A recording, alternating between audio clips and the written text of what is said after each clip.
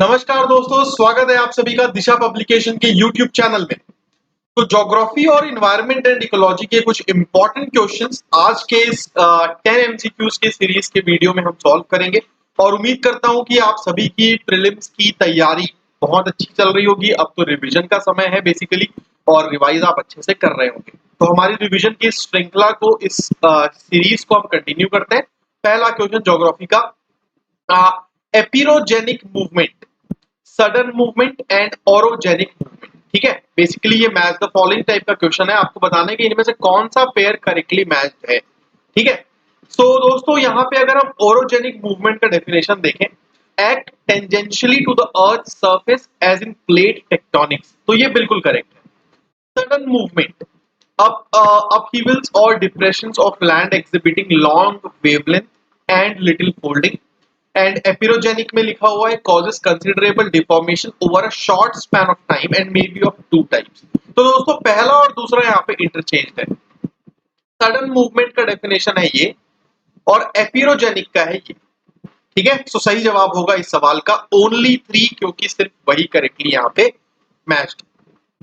तो ये आप यहाँ पे ओरोजेनिक मूवमेंट की एक इमेज देख सकते हैं। चलिए question number 2, consider the following statements with regards to gold. 3 statements आपके सामने। Gold usually occurs in auriferous rocks, it is also found in the sands of several rivers, Andhra Pradesh is the largest producer of gold in India. तो दोस्तों Andhra Pradesh second largest producer है, largest नहीं है। Third statement तो यहाँ पे गलत है। ठीक है, रही बात बाकी दोनों स्टेटमेंट्स की, तो ये दोनों बिल्कुल यहाँ पे ठीक है। भारत का सबसे ज्यादा प्रोड्यूस करने वाला, गोल्ड प्रोड्यूस करने वाला जो राज्य है वो आपको पता ही है, कर्नाटका। ठीक है, चलिए question number 3, consider the following regarding Chambal river. It originates from the Gangotri glacier. तो ये तो एकदम वेल नोन फैक्ट है, अगर आप ज्योग्राफी पढ़ रहे हैं, यूपीएससी की तैयारी कर रहे हैं। Chambal is the largest tributary of Ganga, ये भी सही है। Keoladeo national park is supplied with water from Chambal river irrigation project, ये स्टेटमेंट भी सही है। तो चंबल रिवर से रिलेटेड दोस्तों यहाँ पे तीनों स्टेटमेंट 100% करेक्ट हैं। करेक्ट आंसर होगा इसका डी। ठीक है, चलिए question number 4, in relation to मोनेक्स।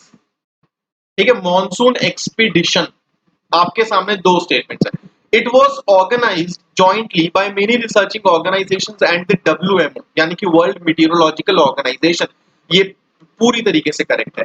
It is so far the largest scientific effort made to understand monsoons. दोनों स्टेटमेंट्स यहाँ पे मोनेक्स से रिलेटेड सही हैं। सही जवाब होगा इसका सी, यानी कि both monex. Question number 5, with regards to rain forest, आपके सामने 3 स्टेटमेंट्स हैं। These forest occurs where annual rainfall exceeds 250 centimetre, जहां पे जो एनुअल रेनफॉल है वो 250 सेंटीमीटर से ज्यादा होती है, तो ये बिल्कुल करेक्ट है। The trees of these forest do not shed their leaves together, बिल्कुल करेक्ट स्टेटमेंट है ये भी। And important species found are mahua, aonla, semul and कुसुम। तो दोस्तों ये जो स्पीशीज है ना, ये आपको रेन फॉरेस्ट में नहीं दिखेंगे, ये आपको डिसीडियस फॉरेस्ट में दिखेंगे, तो ये आप हटा दीजिए। सही जवाब होगा इस सवाल का ए, यानी कि 1 and 2। Okay, moist deciduous forest के ये मेन स्पीशीज हैं, रेन फॉरेस्ट के नहीं। देन उसके बाद एनवायरनमेंट के 5 क्वेश्चन हम देखेंगे। PH less than 7 basic, greater than 7 acidic, equal to 7 neutral. तो दोस्तों आपने केमिस्ट्री में पीएच स्केल पढ़ी होगी 0 से 14 की। ठीक है, और बीच में आता है 7, तो 7 मतलब होता है न्यूट्रल। और जैसे जैसे आप 7 से आगे बढ़ते जाएंगे सॉल्यूशन बेसिक होता जाता है, और जैसे जैसे आप 7 से इधर 0 के साइड जाएंगे एसिडिक होता जाता है। ठीक है, तो लेस देन 7 जो है वो एसिडिक है, ग्रेटर देन 7 जो है वो बेसिक। तो पहला और दूसरा स्टेटमेंट यहाँ पे गलत। करेक्ट आंसर इज ये आपके सामने यहाँ पे pH scale. Question number 7, in relation to royal Bengal tiger, 3 statements हैं। It's a tiger subspecies native to India, Bangladesh, Nepal, Bhutan, बिल्कुल करेक्ट स्टेटमेंट है ये। It is the national animal of India, दोस्तों नेशनल एनिमल ऑफ बांग्लादेश है रॉयल बंगाल टाइगर। ठीक है, it has been classified as endangered by IUCN so C is the correct answer 1 and 3। ठीक है, चलिए question number 8 in relation to red data book 3 statements है। The red data book was first issued in 1966 by the IUCN. तो दोस्तों IUCN और IUCN की जो red data book है और उसके जो रेड लिस्ट है बहुत इंपॉर्टेंट है आपके यूपीएससी पॉइंट ऑफ व्यू से। ठीक है, तो जरूर पढ़ लीजिएगा इसके बारे में। पहला स्टेटमेंट सही है। The pink pages include the formerly endangered, the green pages are used for those species that were critically endangered. तो दोस्तों उल्टा है, पिंक पेजेस जो है वो उन स्पीशीज के लिए यूज किए जाते हैं जो क्रिटिकली इंडेंजर्ड है और ग्रीन पेजेस उनके लिए जो फॉर्मली इंडेंजर्ड है। तो सेकंड और थर्ड यहाँ पे गलत, सही जवाब होगा इसका डी। ठीक है, तो ये चीज ध्यान रखिएगा। चलिए क्वेश्चन नंबर 9 अबाउट वर्टिब्रेट्स, आपके सामने दो स्टेटमेंट्स हैं। वर्टिब्रेट्स आर बोनलेस एनिमल्स, बिल्कुल गलत है, ऐसा नहीं होता।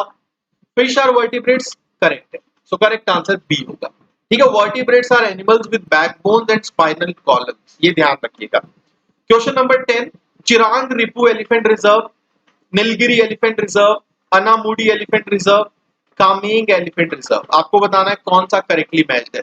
तो चिरांग रिपू असम में है, कामेंग अरुणाचल में है, नीलगिरी तमिलनाडु में है दोस्तों, अनामुडी केरला में। तो सेकंड और थर्ड इंटरचेंज है, सही जवाब होगा। ठीक है, तो बेसिकली इन क्वेश्चंस के माध्यम से आपको समझ में ये आ रहा है कि कौन कौन से टाइप के क्वेश्चंस, कौन कौन से डिफरेंट सब्जेक्ट से रिलेटेड यूपीएससी प्रीलिम्स में पूछ सकता है। जब हम ये क्वेश्चन बनाते हैं तब हम खासा ध्यान रखते हैं कि प्रीवियस ईयर क्वेश्चंस को देखें और उसके हिसाब से ही आपको क्वेश्चन समझाएं ताकि यूपीएससी का जो लेवल है वो बना रहे।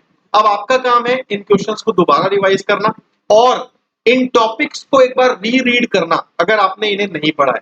फॉर एग्जाम्पल अगर मैंने कोई क्वेश्चन आईयूसीएन का पूछा है और आपने आईयूसीएन के बारे में नहीं पढ़ा या आपको अभी ध्यान नहीं है, तो आपको रेकमेंड करूंगा कि आईयूसीएन के बारे में पढ़ो एक बार। ठीक है, इसी तरीके से रिवीजन होता है दोस्तों।